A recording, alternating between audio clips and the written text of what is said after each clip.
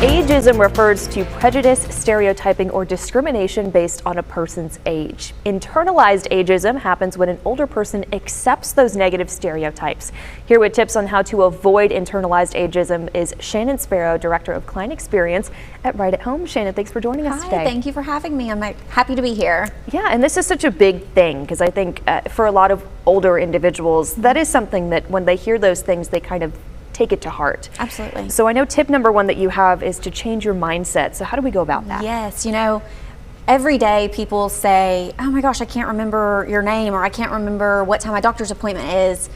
And you kind of refer that back to, oh, I'm having a senior moment because I can't remember. That's literally internal ageism because you're saying you're having a senior moment.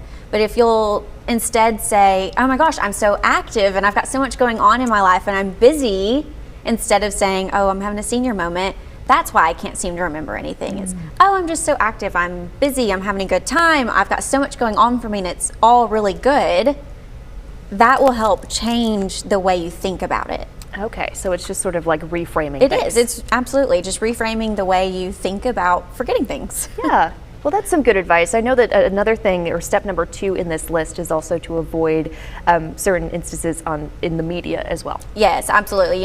For a long time, seniors and older adults were depicted frail, dependent, technologically incapable.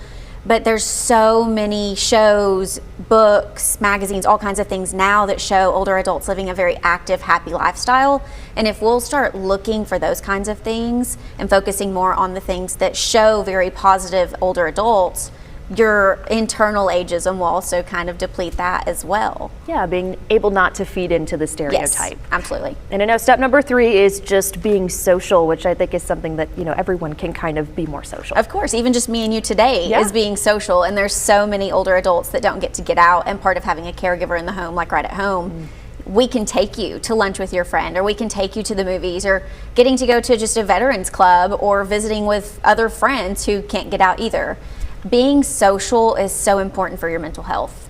And I know for Right at Home, besides for internalized ageism, but kind of everything with getting older, being able to know when to reach out for help is a big thing. Yes, and a lot of times people don't know. Sometimes they come to us and it's a little late in the game, and we're having to pick up some pieces and help guide them in the right direction.